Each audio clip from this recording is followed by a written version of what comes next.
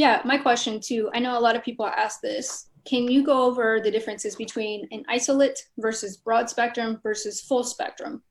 And this may be basic for some people, but we want to hear it from you. And what do you think now is the current trend as far as the regulatory landscape between the three? What's here to stay? What's not here to stay? And what is a good is the best move for this industry for companies like us? So, okay, so you have an isolate. So you can think of an isolate as a highly purified CBD. So it's going to be roughly 95, 96% purity or greater.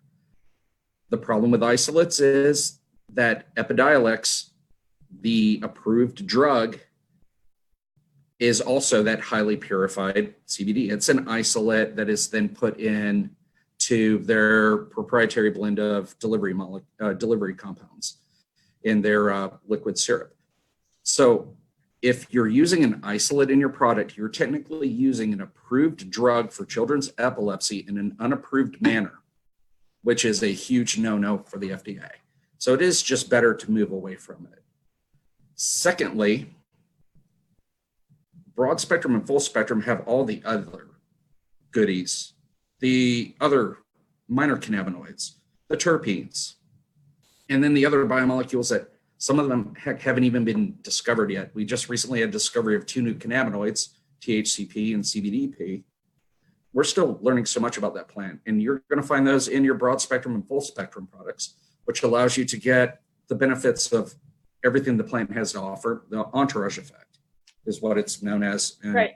You know, and I'm seeing companies now, they're like, well, we've got CBG. And they're like, we're not even talking about CBD. We've got CBG, or we've got CBC or CBN. But that's what we've already had this whole time, right? So, yeah, present in low amounts and present in small quantities in the broad and full spectrum. Yeah, they're there. CBN helps, it's been associated with sleep, and CBG and CBC have their own activities and benefits. So there's a lot this plant has to offer. So if you're using an isolate, you're really kind of doing yourself a disservice and not using the plant to its maximum efficiency. So I know I got this question a lot, and it's not on our list either, but is it true that in an isolate CBD, the CBD content is much higher than it would be in a broader full spectrum because it's being shared with other cannabinoids? What is the fact and fiction there? Tremendously. You're looking at, so say you have a gram of CBD isolate and it's 96% pure. That means 960 milligrams of that gram of CBD of that isolate is CBD.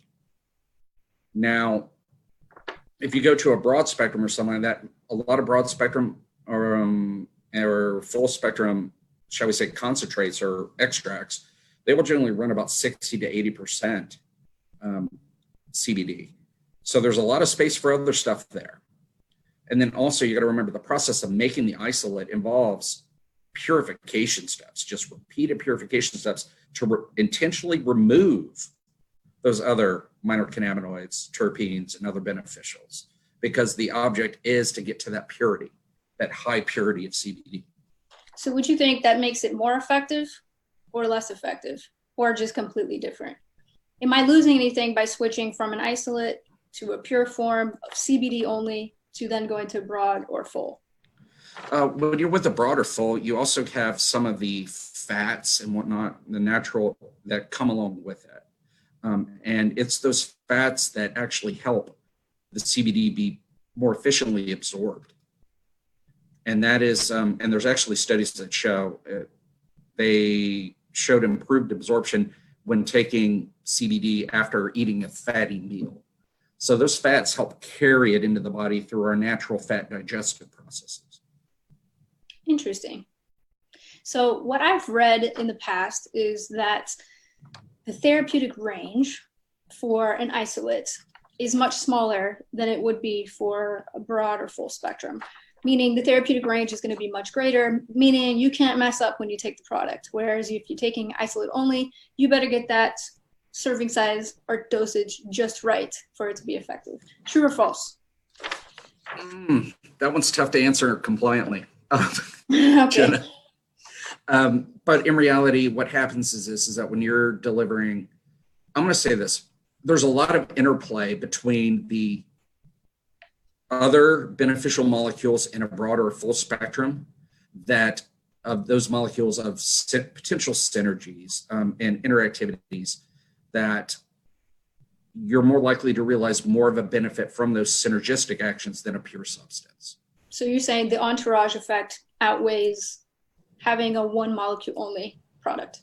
Yeah, and unfortunately, we scientists, we like to, when we get a big, giant mixture of wonderful, great, beneficial molecules, what we like to do is we try to pick it apart and find out what each one does before we start putting it back together to figure out how it was playing before we messed with it.